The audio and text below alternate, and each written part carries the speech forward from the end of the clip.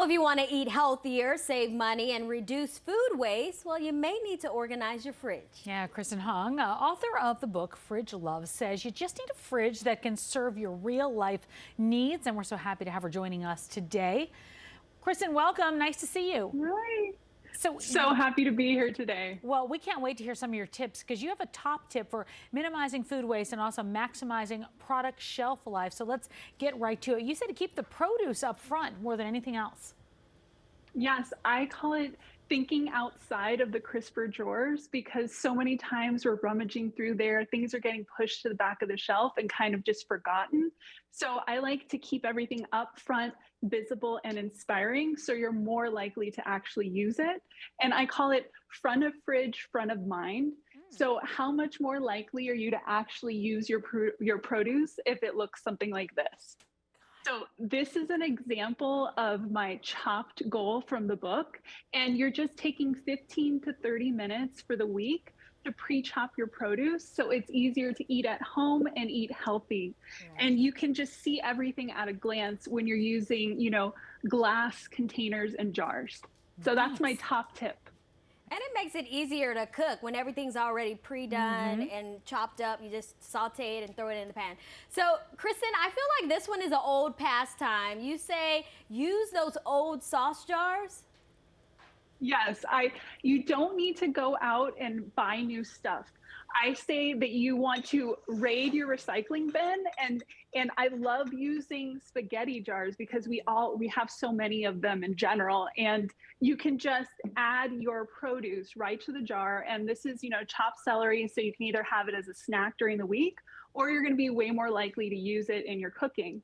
And then for the larger spaghetti glass jars, I love using them for salad jar preps or homemade soups. And in the book, I have 6 recipes of each that last a really long time in the fridge. I think I just need you to come over to my house to help me with this. Like every Sunday night, you need to be available to help all of us. All right, we'll talk about the tenting. I'll totally be there. Talk about the tenting technique that you have. You recommended for veggies and for herbs.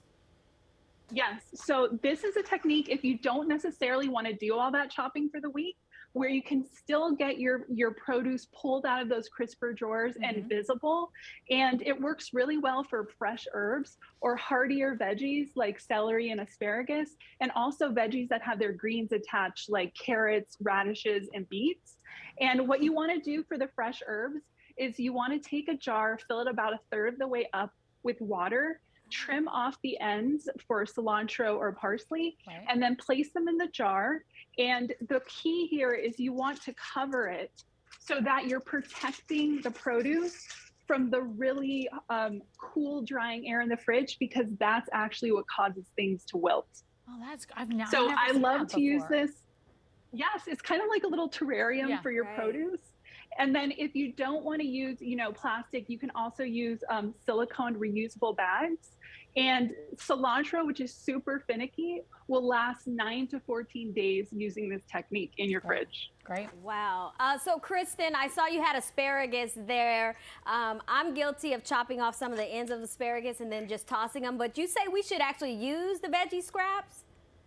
Yes, that's my last tip, is keep everything that you would, throw away or you would put into compost and actually put it in a bin in your freezer. And you can make a homemade veggie scrap broth. And I like to kind of separate it by color and flavor. So I have here like a traditional broth that would have carrot skins, celery and onion. And then this one is kind of an Asian broth. I have the recipe in the book, where you would use, mushroom stems, green onion, ginger peel.